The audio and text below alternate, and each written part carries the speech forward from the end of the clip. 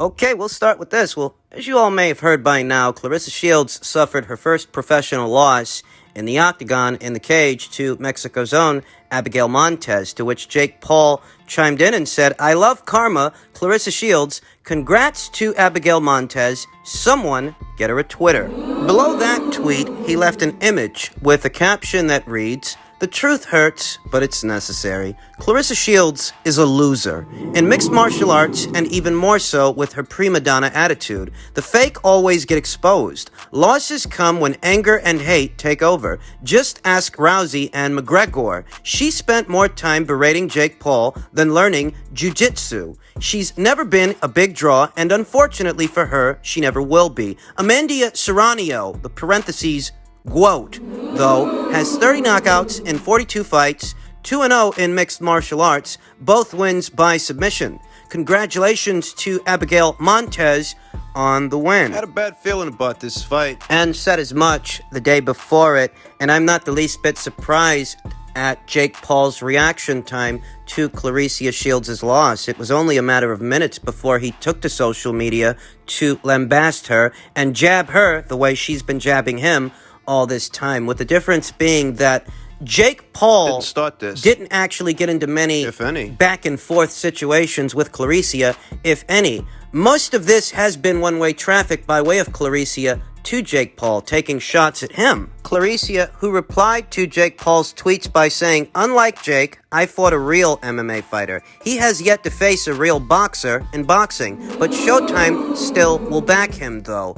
And she's not off base. She's not wrong. Jake Paul hasn't actually boxed an actual boxer in a boxing ring, though he's about to. So much for that. We talked about it here on the channel. The upcoming Tommy Fury fight set to go down December in Miami, I believe it is. So Clarissa won't have that to lord over his head for very long. Now, I don't want to be cheap or opportunistic, though I do want to be honest, and those things should not be confused with one another. If Jake Paul is ribbing Clarissa Shields, it's only because Clarissa brought that on herself. She made it a habit to continually take shots at this guy, so when you falter in any respect, he'll be there to see it. As far as that, she brought it on herself. Ever since Jake Paul knocked out Nate Robinson, Clarissa Shields has been taking shots at this guy, though I don't know why, since Jake Paul is no more a boxer, was no more a boxer at that time, than Nate Robinson was. And if these public figures, these public personas, want to hash out their differences in a boxing ring, that's their business. But Clarissa took it upon herself to continually attack Jake Paul as a result of that fight. I don't know what bothered her so much about it. But clearly something did, since she's been on the attack ever since. Thus, the YouTuber turned parody of a boxer is well within his rights to jab at her the same way she's been jabbing at him. Cause and effect. Saying things like she'd be able to beat Jake Paul with one hand. Jake Paul, who's what? 6 feet tall, 200 pounds, something like that. You couldn't handle Abigail Montez. She ain't 6 feet tall, 200 pounds, so I understand that Abigail Montez is likely more of a mixed martial artist than Jake Paul is a boxer. But you're the one that's goading him into an argument. No one's actually expecting Jake Paul to participate in a boxing match with Clarissa Shields, because who would sanction it? A 5'9", 168-pound woman against a 200-pound, 6-foot man. Even if he is a parody of a boxer, even if he is just a YouTuber, I don't see that fight getting made. Thus, the only way they can trade barbs, the only ammunition they have against each other are their words and their failures. Clarissa's, hers being the topic of discussion. He probably wouldn't have even cared that she lost her second MMA fight in the cage had she not spent so much time attacking him. You made your bed, now you gotta lie in it. So just in reference to the fiasco between them and the jabs that Jake Paul is now taking at Clarissa Shields, I've no choice but to say that she asked for it, and to some degree, she deserves it. She put herself in his crosshairs, but she never had to be there. And there is a lot more to unpack in reference to this subject, the subject of Clarissa Shields' first professional loss in the octagon moving forward. We'll talk about that in a separate video. As far as this, I reiterate, Made you bad, now you got a lie in I've been it. talking shit about that guy all this time. What do you expect? Maybe if Tommy beats him, Clarissa can return the favor. In other news, I'm sure many of you heard by now, Canelo Alvarez very recently chimed in on his stablemate, Ryan Garcia. He said, look, Ryan has a lot of talent, but in my eyes, he's wasting a lot of time and wasting his talent. I look at him and I don't see him 100% dedicated, and to us, that's a bad signal. We always remind him to come to the gym, to train and learn. You're learning day by day, very minimum, fighting 5 times a year. When I was beginning, I did 15 fights in 1 year. Definitely, he needs to be a little more dedicated. And these iterations sound a lot like reiterations of things we've talked about here on the channel. Myself, members on the panel, in reference to Ryan Garcia and what appears to be his wavering commitment to the sport of boxing. He just seems focused on other things. On the face of it, he's had mental health issues and something happened to his hand, some kind of an injury. He had to pull out of the Joseph Diaz fight. And a lot of time is being lost on this. And in the sport of boxing, Time is always of the essence. boxers themselves have a very limited shelf life. This ain't the kind of job you can keep doing well into your 40s. I should say it's not the kind of job you want to have to keep doing. You don't want to have to keep fighting at that age. These are Ryan Garcia's best years. He's in his early 20s. I vaguely recall Ryan stated he wants to retire from the sport by age 26. That basically means time is of the essence for him to make his mark. He said something about wanting to be a great boxer not that long ago, though the kind of schedule that he's on, it really does read like the opposite. Just gonna D straight. Prone to pulling out of fights and problematic is how you can describe the tumultuous career, young career of Ryan Garcia, who has yet to have become a world champion at one division, let alone two, like his contemporary Shakur Stevenson, who not that long ago became a 2-division champion by unseating and defeating reigning WBO super featherweight champion Jamel Herring. These guys are in the same age group, these guys. Shakur, Teofimo Lopez, Devin Haney, Ryan Garcia. 3 of the 4 are world champions. Shakur Stevenson has held the WBO title in the featherweight division and now holds it in the super featherweight division. Teofimo Lopez, he's a unified champion, undisputed to some,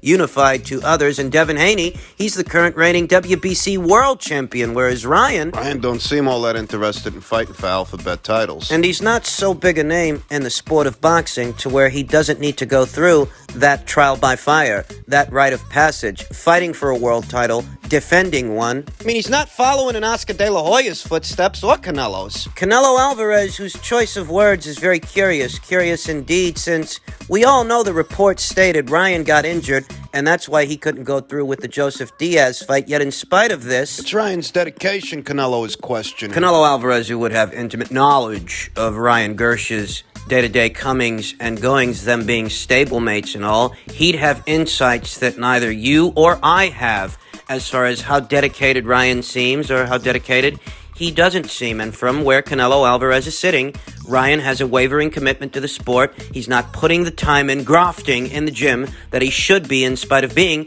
a young fighter. Well, I have been saying this for a while. I ain't got the insights that Canelo Alvarez has as far as Ryan. I don't. But from where I was sitting, all the issues that Ryan Garcia has had, the pullouts, the prima donna antics, the injuries, whatever it is, none of it is conducive towards Longevity. a great fighter's career, having the makings of a great fighter. You know, I think of what could be a great fighter. Who could be that? And I think of Virgil Ortiz more than I think of Ryan Garcia. And I think more effort from Golden Boy Promotions should go into the career of Virgil Ortiz and promoting him, because he's the chip off the old block. Guy ain't even got 20 fights. He's got a way better resume than Ryan. What seems to be a better work ethic and a busier schedule. The same applies to the cash cow of boxing in this part of the world, Canelo Alvarez, who will have fought roughly 4 times in 12 months, and he means to do so again next year. Canelo's just saying what we're all thinking. All this drama with Ryan Garcia don't make for no longevity. It don't. Just in keeping with the theme of all things Canelo, Canelo Alvarez has declared that he intends to fight 4 times next year, 4 times in 2022. And if he does keep that kind of schedule, it's conceivable that he'll be going to different platforms for different fights with different fighters. That all 4 of these fights may not happen under the same banner, on the same network. 2 names almost immediately come to mind, Jermall Charlo and David Benavidez. Canelo Alvarez has not written off the possibility that he could face either one of them next. beyond this Caleb Plant fight that many people are picking Canelo Alvarez to win, and win by way of knockout. I've said this before and I'll say it again. At this point, given how things are going for Canelo, how he's looking, and how things are going for Jermall Charlo, and how he's looking, Jermall would be a lighter touch, a softer one than, say, a David Benavidez. David Benavidez, who's going to be in action the week after Canelo Alvarez versus Caleb Plant against Kyron Davis as a result of Jose Uzcategui, former IBF champion Jose Uzcategui, testing positive for a banned substance, EPO, what Victor Conti described as the most powerful, if not one of the most powerful, performance-enhancing drugs. He's pointing the finger at Memo Heredia again. There's no love lost between those two, Victor and Memo, and as a result of this, no time was wasted. Jose Uzcategui is out, Kyron Davis is in, and if David Benavidez makes it through that, well, he's in the running to some degree for a Canelo Alvarez fight. Though if you ask me, I feel like Jermall is a little bit more likely to get that fight because Canelo Alvarez has been on a hell of a run, and he deserves a break. He separated himself so much from everyone else that for him, a Jermall Charlo fight would be a lighter touch. 3 unbeaten champions in his last 4 fights. That is if he actually makes it past Caleb Plant, though most people think that he will. And if he does, that will mean he's beaten 4 unbeaten champions en route to becoming an undisputed champion himself. Who else is performing at this level this often? I mean, that's why it's so hard to give him stick. To give him shit over who he's not fighting when you have to pay more attention to who he is fighting. Caleb Plant would easily be the best scalp on a Callum Smith's resume or a Billy Joe Saunders' resume, and the same is true in reverse. The name of Billy Joe Saunders or Callum Smith would be the best names on Caleb Plant's resume, his paper-thin resume that needs more bacon. Those eggs, though. I think a Canelo Alvarez versus Jermall Charlo fight, if it were to take place after a Caleb Plant undisputed title tilt that Canelo wins, I think that fight would be at 168 pounds. It would qualify as a defense of Canelo Alvarez's undisputed crown. I think if Canelo fights Jermall, it'll be at super middleweight, not middleweight. I don't see Canelo Alvarez returning to that division. Yeah, I think Jermall would have to move up. Because he ain't doing much else at 160 pounds. He's not about to fight Demetrius Andrade or Ryota Murata because Ryota Murata is about to fight Gennady Golovkin, who Jermall keeps calling out even though we all know by now he's fighting Murata. And beyond that, if he were to beat Ryota Murata, he'd sooner fight someone on his own side of the street than cross over to yours, unless the people on your side of the street are willing to pay him an exorbitant amount of money to do a fight on your side of things with you. I don't think Jermall Charlo actually expects to land a Gennady Golovkin fight. Making all of these call-outs, baseless call-outs, with no real expectation of getting a fight over the line. You have to wonder why he'd be doing that. One word: clout chasing. Name drop the names of guys that got stuff going on because you don't. Jermall Charlo has fought only once this entire year, against the very unheralded Juan Montiel. And as unheralded as that guy was, Jermall still didn't look his best. So of course you're going to mention Gennady Golovkin while he has a big unification fight booked in the Far East to attach your name to his situation with no real expectation of actually landing that fight. Well, fear not. Maybe you'll get lucky, and maybe Canelo Alvarez will decide to give you the time of day should he beat Caleb Plant. And I reiterate, most of us think he can, most of us think he will. Just to follow up on that story about Jose Uzcategui being out, Kyron Davis being in, you really have to feel for David Benavidez, former WBC champion David Benavidez, who, for him, this is just a keep busy fight at this point. I don't even think it's a title eliminator anymore. I believe it's been reduced from a 12-rounder to a 10-rounder, making it a keep busy fight. It ain't 2 former champions going at it. Though even if it were, and none of this stuff with Jose Uzcategui and EPO would have happened. This wasn't a big fight, and I feel like David Benavidez is overdue for a big fight. The biggest fight he's had so far was reclaiming his WBC title from Anthony Durrell. And that really wasn't a big fight on the scale of big fights, but that's probably the biggest fight he's ever been in. Fat fucking chance of getting a Charlo fight. Jermall Charlo, who last year was heard bumping his gums, saying that he'd move up in weight and knock out David Benavidez, only for him to backtrack on all of those bold claims and sit safely at middleweight fighting guys like Juan Montiel. And because he may end up getting a Canelo Alvarez fight, he might, beyond, the Caleb Plant situation, there's not much chance of seeing Benavidez versus Charlo, not unless Canelo Alvarez decides to catch the next boat off PBC's Isolation Island, leaving them to contend with each other, them to deal with themselves. Then maybe it'll happen, though we'll cross that bridge when we get to it. David Benavidez is a young fighter who I think his best years are being squandered on keep busy fight after keep busy fight after keep busy fight. I think he's due for a big one. Though he's not without fault in all of this. Treating his nose to that booger sugar. That costed David his title the first time. He blew the weight on the scales, lost it for a second time, and perhaps if he still had that world title, he would have been in line for something bigger than a Jose Uzcategui or a Tyrone Davis fight. I mean, it is what it is. He has himself to blame to some degree. But not in reference to Jermall Charlo, not in reference to what could be or what could have been a Jermall Charlo fight. In that situation, the blame must be assigned to Jermall, who wrote a check that his ass couldn't cash, More like an IOU. decided to stay safely at 160 pounds and, instead of moving up like he said he would, fighting unheralded fighters, waiting for his turn. Waiting to win a Canelo Alvarez sweepstakes. Canelo Alvarez is saying he plans on fighting 4 times next year. One of those 4 fights could be a David Benavidez fight, maybe 2 fights from now after a Charlo fight. That's a possibility, but it's also possible that after Plant, maybe Canelo fights Charlo and then he goes somewhere else.